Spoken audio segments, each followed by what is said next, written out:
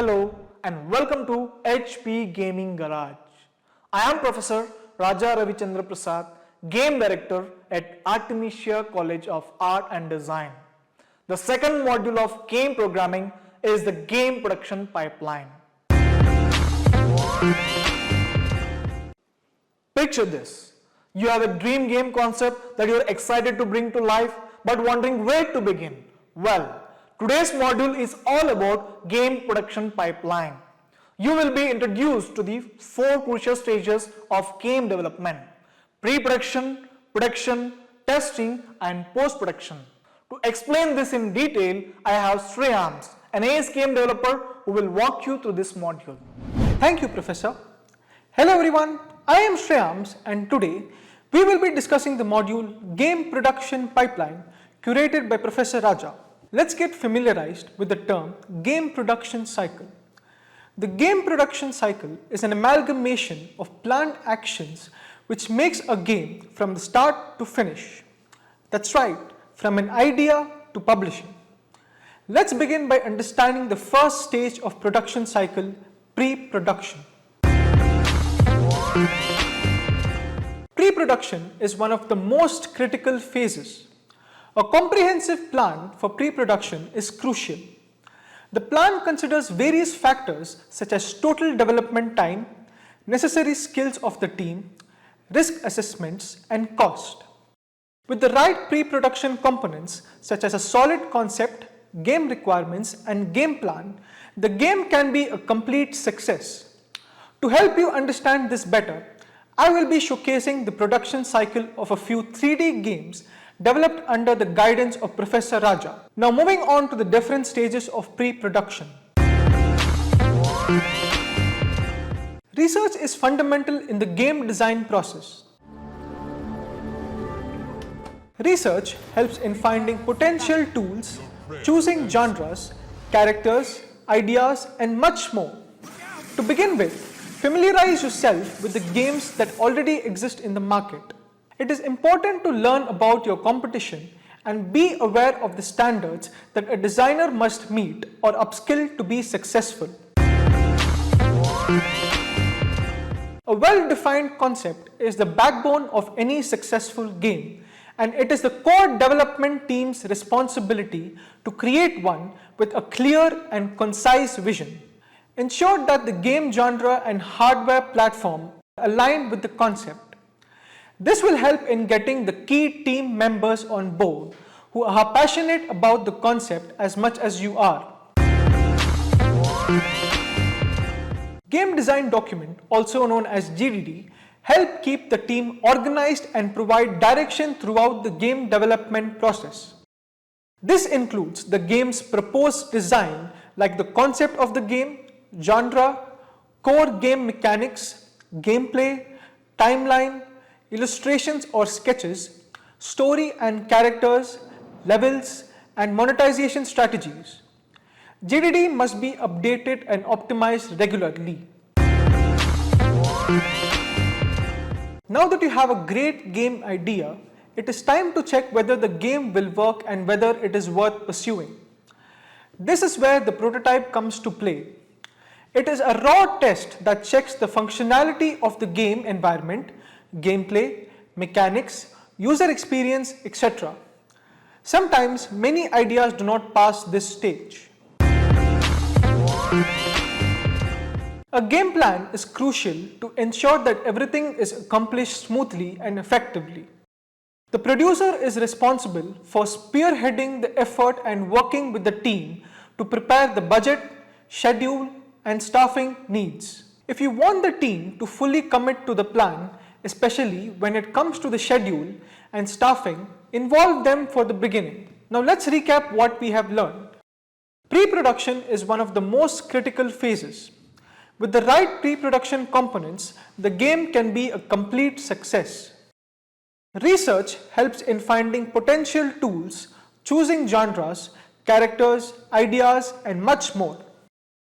A well-defined game concept is essential and includes a clear and concise vision of the game genre and hardware platform. Ensure that the game genre and hardware platform are aligned with the concept. Game design documents help keep the team organized and provide direction throughout the game development process. This includes the game's proposed design, like the concept of the game, genre, core game mechanics, gameplay, timeline, illustrations or sketches, story and character, levels, and monetization strategies. Prototype is a raw test that checks the functionality of the game environments, gameplay, mechanics, user experience, etc. Game plan ensures that everything is accomplished smoothly and efficiently and involves preparing of the budget, schedule, and staffing needs. The producer is responsible for spearheading the effort, collaborating with the team, and by involving the team in the process from the beginning. After pre-production is completed, comes the production process. This is the stage where the magic happens. The team finally starts creating stunning assets and integrate code using the game design document as a roadmap to achieve completion. Progress tracking and task completion are the core of this phase, ensuring that the game is delivered on time at the highest quality possible. Let's begin with the first stage of production. The design team continues their work from the pre-production stage. They collaborate with the artist and render character models, iterate on the interfaces, and create interactive design levels and environments. Some ideas get refined at this stage, whereas some are discarded. This approach is useful to lay out shape, establish size, and scale for each level. Each block may depict a cliff or a building or vehicle or object. Leveling helps in getting a feel of the environment on which necessary positional adjustments are made. This is also an efficient way to break down a large level into more manageable blocks, which then can be detailed. Textures are flat images that are added to the model to give it color and detail. In this process, the whole object is turned from grayscale to color scale. It is applied to all static meshes on the objects.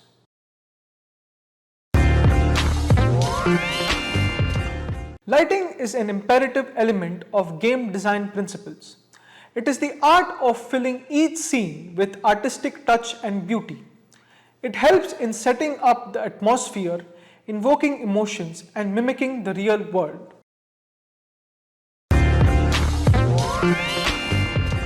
Now comes the exciting stage of artificial intelligence, which reacts to movements, actions, or decisions that the player makes. After AI comes to cinematics, an interlude from the game that informs the player about the game's mission and goals, hands out clues, character information, maps, etc. The heads-up display or status bar is the information that is displayed on the screen to assist the player during the game. Hey, what happened here? HUD provides information such as the character's health, time, position on the map, etc. Menus direct the player on the goals, in-game purchase details, available elements, and many other things. Finally, all of this comes into existence with the rendering and animation process. Now let's recap what we have learned. Production process is where the magic happens. The team finally starts creating stunning assets and integrate code using the game design document. Design team collaborate with the artist and render character models, iterate on the interfaces, create interactive design levels and environments. Leveling helps in getting a feel of the environment on basis of which necessary positional adjustments are made. Texturing converts the whole object from grayscale to color scale. Lighting is an art of filling each scene with an artistic touch and beauty. Artificial intelligence reacts to the movements, actions, or decisions that the player makes.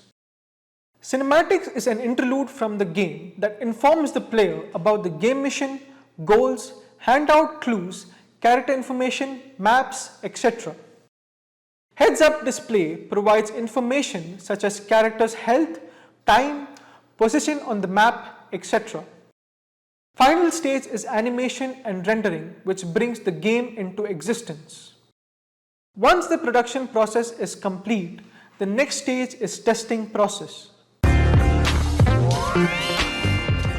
Are there any bugs at any level? Are there traits that can manipulate the game?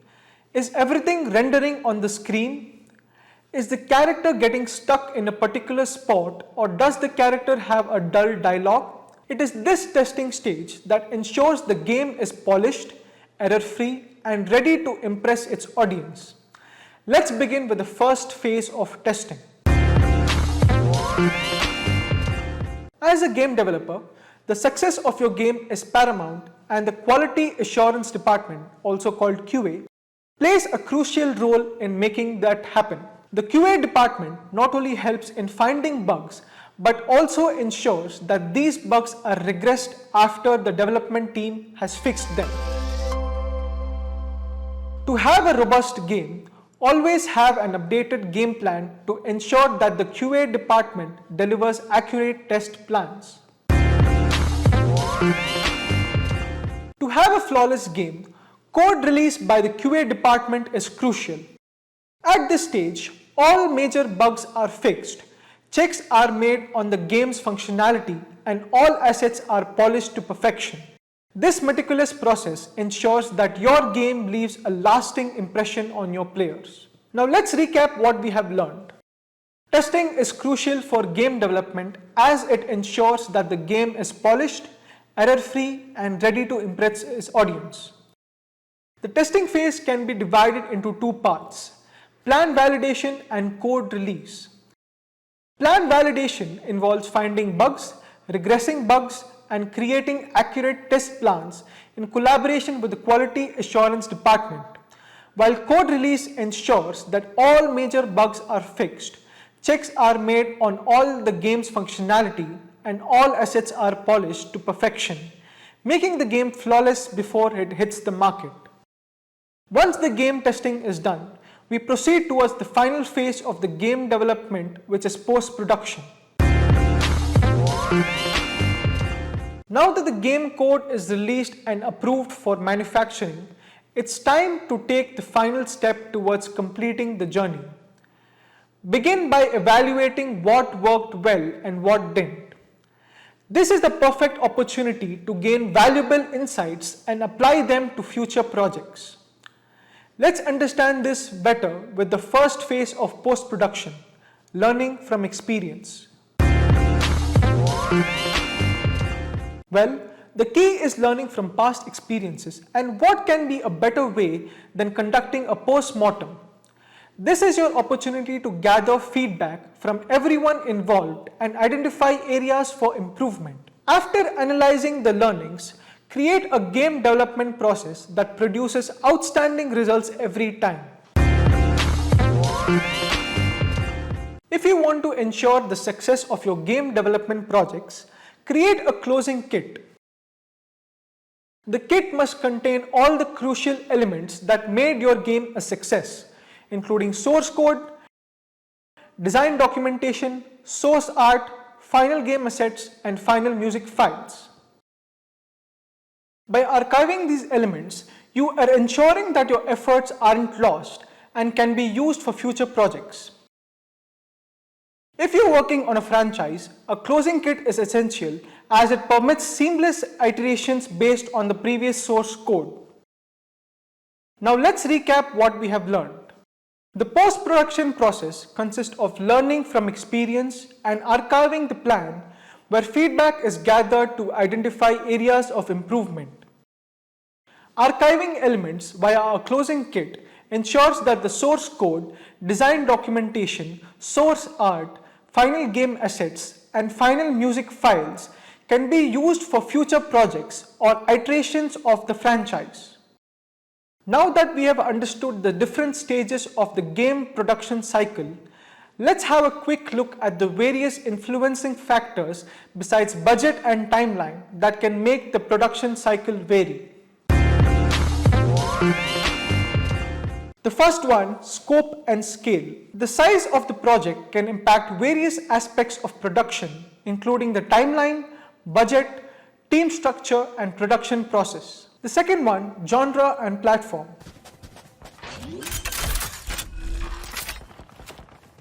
Flag planted. Different game genres such as first-person shooter, role-playing games,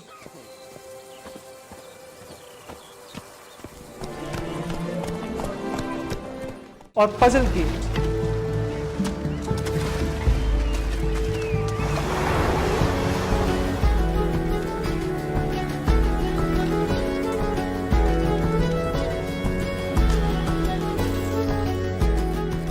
require different development approaches, design consideration, and assets. Similarly, developing a game for a specific platform can also have unique production requirements. The third one, development methodology.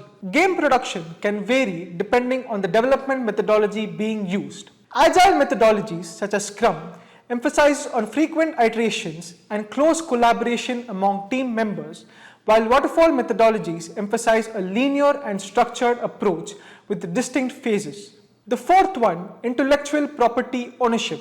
In some cases, the game development team creates an original IP, while in other cases, they may be working with an existing IP. Dealing with existing IP comes with additional considerations such as adhering to brand guidelines, obtaining approvals, or negotiating license agreements. The final one, localization and cultural considerations. We press on until we reach our goal. We cannot afford another surprise. Are you with those brigands as well? Sigurd, Dag, in here. Those men had prisoners. I give you England and its 4 kingdoms. Mercia, East Anglia, Northumbria, and Wessex. If a game is intended for a global market, localization and cultural consideration may come into play. This can involve translating the game into multiple languages,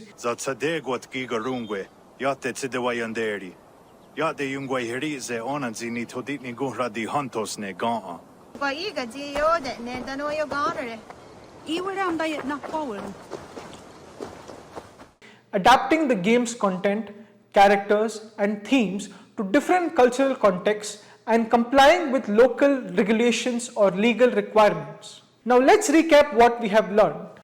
The size of the game project can impact various aspects of production, including the timeline, budget, team structure, and production processes. Different game genres such as first-person shooter, role-playing games, or puzzle games require different development approaches. Game production can vary depending on the development methodology being used. Ownership of the intellectual property associated with the game can also impact the production process. Dealing with existing IP may require additional considerations. If a game is intended for a global market, localizations and cultural considerations may come into play, which also impact the production process. Thank you, Shriyams. With this, we have come to the end of second module of game development. And I hope you enjoyed it. Stay tuned for your HP Learning Assessment so that you can be certified and start your career in game development. Thank you for joining us.